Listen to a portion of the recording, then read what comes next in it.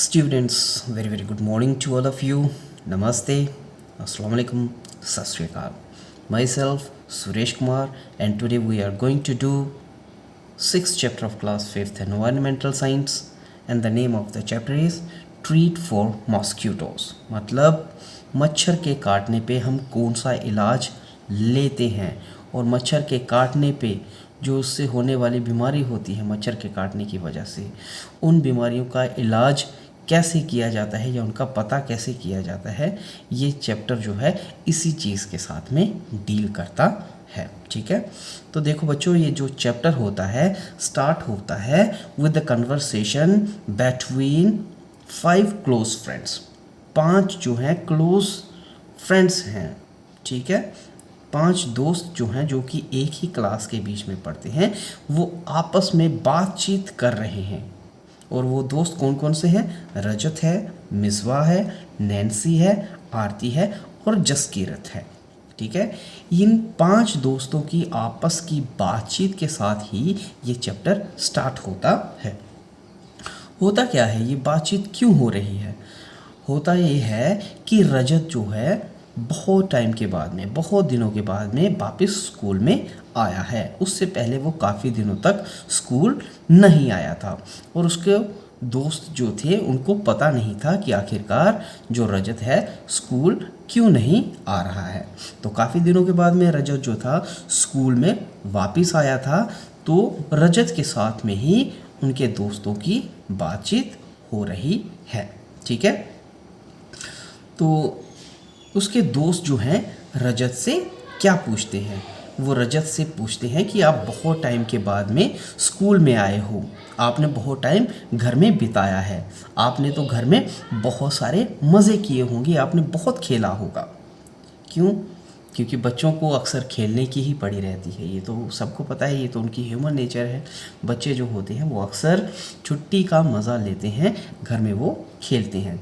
तो वही सोच उनके दिमाग में थी कि रजत भी घर में बहुत टाइम निकाल के आया है, बहुत दिन निकाल के आया है, तो रजत ने भी घर में खूब एंजॉय किया होगा, खूब मस्ती की होगी, खूब खेला होगा। तो वही चीज़ वो रजत से पूछ रहे थे कि आपने बहुत टाइम घर में निकाला है, तो आपने तो खूब मस्ती की होगी, बहुत खेला होगा, अपने बहुत सारे दोस्तों के साथ में, दूसरे दोस्तों के साथ में बहुत सारे मज़े किए होंगे। तो रजत उसके बदले में अपने दोस्तों को क्या जवाब देता है? कहता है कि कौन ऐसा बंदा होगा जो बीमार पड़ने पे मज़े करता है या खेलता है? ऐसा कोई भी नहीं होता जो बीमार पड़ने पे मज़े करता हो या फिर खेलता हो।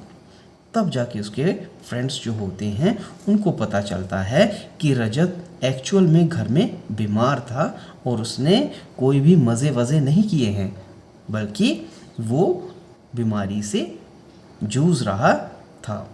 वो बीमारी के बीच में अपने दोस्तों को याद कर रहा था। तब जाके उनको पता चलता है। तो उसके दोस्त जो होते हैं वो रजत से पूछते हैं कि आखिर आपको क्या हुआ था, कैसे बीमार पड़ गए, क्या वजह रही कि आप बीमार पड़ गए और क्या बीमारी हुई थी? तब रजत उसको बताता है, अपने दोस्तों को बताता है कि उसको घर में बुखार हुआ था। क्या हुआ था?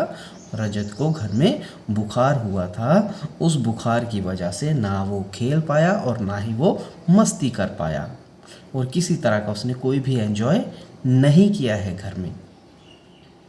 और रजत जो होता है साथ ही साथ अपने दोस्तों को बताता है कि बुखार होने के साथ साथ उसको बहुत कड़वी दवाई लेना पड़ती थी और साथ ही उसको अपना ब्लड टेस्ट भी करवाना पड़ा। ब्लड टेस्ट उसको करवाना पड़ा। तो मिसवा उसको पूछती है, किसको? रजत से पूछती है। मिसवा क्या पूछती है उससे कि Rajat had to take blood test, it's very painful. मतलब जो आपने टेस्ट करवाया है, ब्लड का टेस्ट, ये आसान काम तो होगा नहीं। जब आपने टेस्ट करवाया होगा तो आपको बहुत ज़्यादा दर्द हुई होगी। तो बदले में जो रजत है वो जवाब देता है कि जब उसने ब्लड का टेस्ट करवाया था तो जो डॉक्टर था उसने एक नीडल के साथ में उसकी उंगली के ऊपर प्रिक किया था, मतलब चुभोया था, और उस उंगली के बीच में से 4-5 बूंदें निकाली थी। और उस टाइम पे उसको इतना ज़्यादा दर्द नहीं हुआ, बल्कि उसको ऐसा लगा जैसे किसी चींटी ने उसके उंगली के ऊपर काटा हो। इस तरीके की उसको दर्द महसूस हुई। बहुत ज़्यादा दर्द नहीं हुआ, बल्कि एक चींटी के काटने के बराबर ही उसको दर्द महसूस हुआ। तो जो उसके बाकी वाले दोस्त होते हैं वो रजत से पूछते हैं कि ब्लड टेस्ट के बीच में आखिर आया क्या, क्या हुआ था आपको। तो रजत रिप्लाई करता है कि जो भी उसने ब्लड टेस्ट करवाया था, उस ब्लड टेस्ट की जो रिपोर्ट थी वो बता रही थी कि रजत को मलेरिया हुआ है। क्या हुआ है? मलेरिया। अब आपको पता है मलेरिया किसकी वजह से होता है? मलेरिया जो होता है वो मच्छर के काटने की वजह से होता है। किसके? मॉस्किटो बाइट की वजह से, यानी कि मच्छर के काटने की वजह से ये जो मलेरिया होता है वो हो जाता है। But it can be detected और diagnosed only by blood test. Rajat, तो मलेरिया तो हो जाता है, लेकिन उस चीज़ का पता हमको तब ही लग पाता है जब हम ब्लड का टेस्ट करवाते हैं। बिना ब्लड टेस्ट के आप मलेरिया का पता नहीं कर सकते हो, डायग्नोस उसको नहीं कर सकते हो। तो बाकी वाले जो दोस्त होते हैं रजत से पूछते हैं कि चलो मान लिया आपको मच्छर की काटने की वजह से मलेरिया हुआ, तो क्या सभी किस्म के जो मच्छर होते हैं, जितने भी मच्छर होते हैं, वो सारे के सारे मलेरिया को फैलाते हैं? एक दोस्त तो कहता है कि मेरे घर में भी बहुत सारे मच्छर हैं, लेकिन मुझे तो मलेरिया नहीं हुआ। तब रजत जो होता है वो कहता है कि सभी तरह के मच्छर जो होते हैं वो मलेरिया को नहीं फैलाते हैं। हाँ, कुछ किस्म के मच्छर ही होते हैं जो मलेरिया को फैलाने का काम करते हैं, जिसमें फीमेल एनोफिलस मॉस्किटो। कौन सा? फीमेल एनोफिलस मॉस्किटो जो होता है ये ख़ास तौर पे मलेरिया को फैलाने का काम करता है। ठीक है, बाकी वाले मच्छर इस मलेरिया को नहीं फैलाते हैं, बल्कि एक स्पेशल किस्म का मच्छर होता है जिसको हम फीमेल एनोफिलस मॉस्किटो कहते हैं, यानी कि ये मादा है, फीमेल है। ठीक है, वही मच्छर इसको फैलाने का काम करता है। किसको फैलाने का काम करता है? मलेरिया को फैलाने का काम करता है। और ये जो मच्छर होता है ख़ास तौर पे दिन के टाइम में ही दिखते हैं, रात के टाइम में नहीं, बल्कि ये ज़्यादातर दिन के टाइम में ही दिखते हैं और ये दिन के टाइम में ही काटते हैं। ठीक है, ये बात समझ में आपको समझ में आई होगी।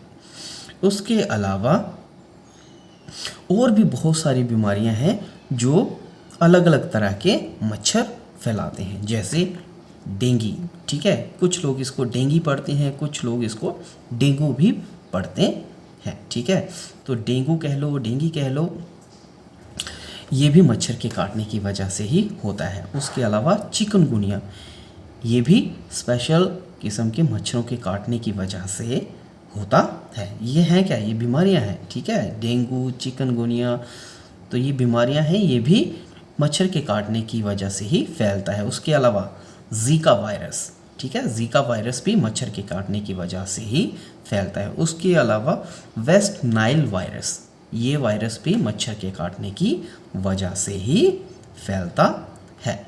तो मच्छर जो होते हैं, अलग अलग तरह के मच्छर अलग अलग तरह की बीमारियों को फैला सकते हैं। अब बात आती है, how could they find out that you had malaria, मतलब लैब के बीच में जब ब्लड का टेस्ट हुआ तो उस टेस्ट में कैसे पता चला कि आपको मलेरिया हुआ है। तो मलेरिया का पता आपको पता है, ये पता ही होगा कि मलेरिया का पता लगाने के लिए हम ब्लड के सैंपल का टेस्ट करते हैं। उसमें क्या करते हैं कि ब्लड की 2-4 बूंदें निकाल करके उसकी स्लाइड बनाते हैं, मतलब ट्रांसपेरेंट शीशे के ऊपर, पट्टी के ऊपर उस ब्लड की 2-4 बूंदें जो होती हैं या एक बूंद जो होती है उसको टिका दिया जाता है। उसके ऊपर एक और पतले से ग्लास की, शीशे की परत को चढ़ा दिया जाता है। फिर जो भी पट्टी तैयार होती है जिसको हम स्लाइड कहते हैं, उसको एक डिवाइस के नीचे, ठीक है, जिसको हम माइक्रोस्कोप कहते हैं, उस माइक्रोस्कोप के नीचे रखते हैं। और आपको पता है माइक्रोस्कोप का काम क्या होता है? माइक्रोस्कोप होता है एक ऐसी डिवाइस है जो छोटी से छोटी चीज़ को मिलियंस ऑफ टाइम्स बड़ा करके हमको दिखाती है, ठीक है, जिसको हम नंगी आंखों से देख भी नहीं सकते। माइक्रोस्कोप उस चीज़ को बहुत बड़ा करके या मैग्नीफाई करके हमको दिखा देता है, ठीक है, समझ में आया?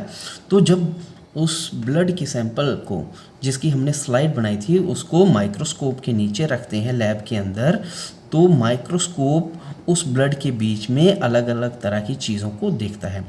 जब वो अलग अलग तरह की चीज़ों को ब्लड के बीच में देख रहा होता है, उसी दौरान उस ब्लड के बीच में जो मलेरिया फैलाने वाले कीड़े होते हैं, माइक्रो ऑर्गेनिज्म होते हैं, छोटे छोटे ऑर्गेनिज्म होते हैं, ठीक है, प्रोटोजोआ होता है, वो प्रोटोजोआ उस माइक्रोस्कोप के बीच में दिख जाता है, ठीक है, उसकी शेप, शक्ल नज़र आ जाती है, जिससे पता चल जाता है कि इस बंदे के ब्लड के बीच में ये मलेरिया फैलाने वाला पैरासाइट है या मलेरिया फैलाने वाला कीड़ा है। आपको पता होगा पैरासाइट किसको कहते हैं?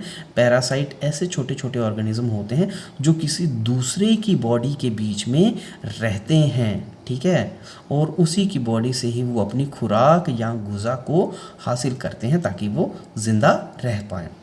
अब बदले में ये जो पैरासाइट होते हैं दूसरे बंदे को फ़ायदा पहुंचा भी सकते हैं या नुकसान भी पहुंचा सकते हैं। जो नुकसान पहुंचाने वाले होते हैं वो अक्सर बीमारियां पैदा करते हैं। तो ये जो मलेरिया वाला पैरासाइट है ये भी बीमारी फैलाने वाला ही पैरासाइट है, ये हमारे लिए यूज़फुल नहीं है, ठीक है।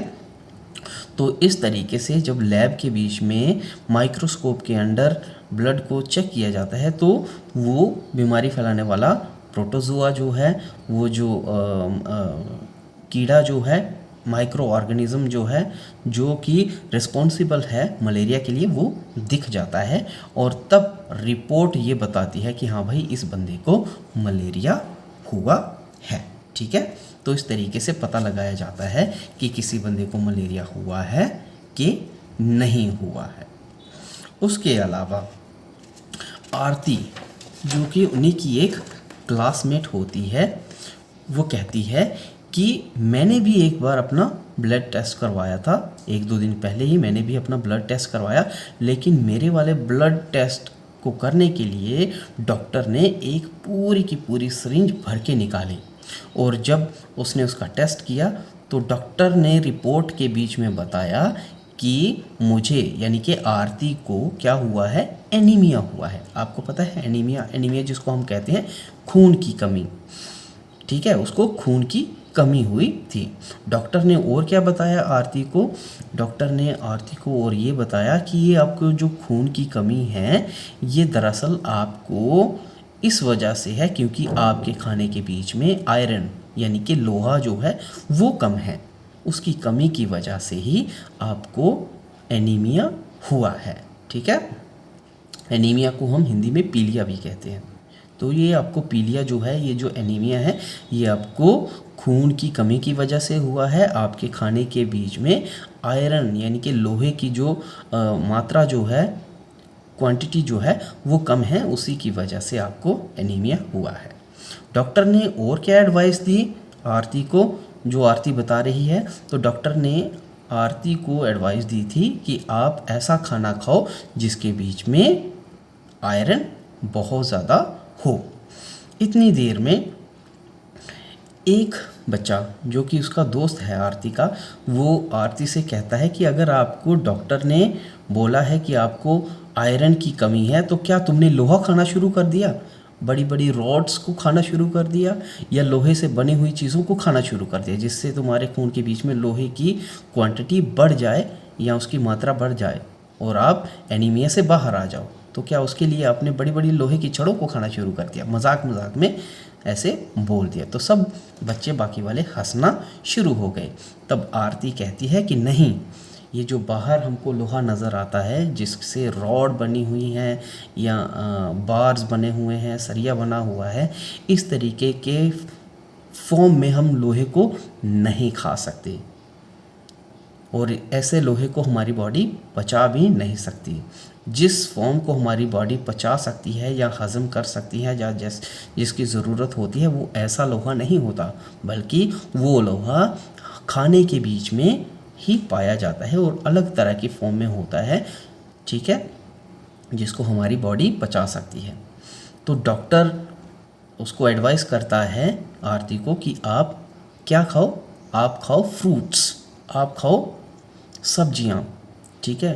तो फ्रूट्स और सब्जियों के बीच में आयरन की क्वांटिटी बहुत ज़्यादा होती है। अगर हम सब्जियों को खाएंगे, फ्रूट्स को खाएंगे, तो ये फ्रूट्स और सब्जियां हमारे ब्लड के बीच में आयरन की कमी को दूर करती हैं और हमें एनीमिया से बचाती हैं, ठीक है। तो हमको भरपूर मात्रा में सब्जियों का और फ्रूट्स को खाना चाहिए, अपनी फूड के बीच में इनका इस्तेमाल करना चाहिए।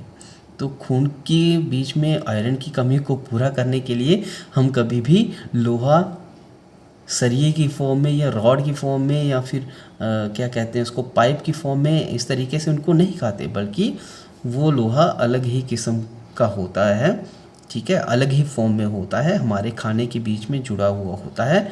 वो ऐसे हमको रॉड की तरह नहीं दिखता है। तो हम फ्रूट्स और वेजिटेबल्स को खा के ही अपने ब्लड के बीच में आयरन की कमी को पूरा कर सकते हैं। प्यारे बच्चों, आज के लिए इतना ही। कल हम आगे इससे और शुरू करेंगे अगले वाले कुछ टॉपिक्स को लेकर के। तब तक के लिए शुक्रिया, थैंक यू।